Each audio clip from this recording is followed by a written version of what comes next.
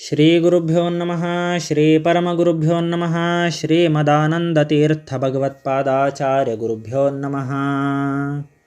प्रार्थनास्तोत्रम्। ब्रह्मरुद्रेन्द्रचन्द्रादि गीर्वाणगणवन्दित ज्ञानाभयप्रदानेन प्रपन्नान् उद्धर प्रभो।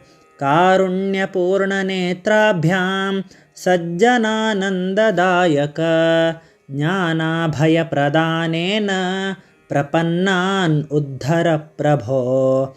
पराशरपयोराशि समुद्भूतकलानिधे ज्ञानाभयप्रदानेन प्रपन्नान् उद्धर प्रभो। वासवीनन्दनश्रीश वासवानुजवत्सल ज्ञानाभयप्रदानेन प्रपन्नान् उद्धर प्रभो। वेदवेदाङ्गवेदान्त प्रतिपाद्य परात्पर ज्ञानाभयप्रदानेन प्रपन्नान् उद्धर प्रभो। वन्दारुजनमन्दार वृन्दारकनिषेवित ज्ञानाभयप्रदानेन प्रपन्नान् उद्धर प्रभो। मन्दस्मितमनोहारी सुन्दराननमाधव ज्ञानाभयप्रदानेन प्रपन्नान् उद्धर प्रभो। शरणागतभक्तौघ भवसागरतारक ज्ञानाभयप्रदानेन प्रपन्नान् उद्धर प्रभो।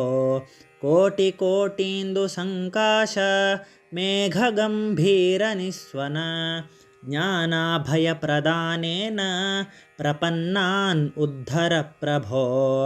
प्रसन्नमुखचन्द्रांशु नतसन्तापनाशक ज्ञानाभयप्रदानेन प्रपन्नान् उद्धर प्रभो। वासिष्ठकुलपूर्णेन्दो मुनिवंशप्रदीपक ज्ञानाभयप्रदानेन प्रपन्नान् उद्धर प्रभो।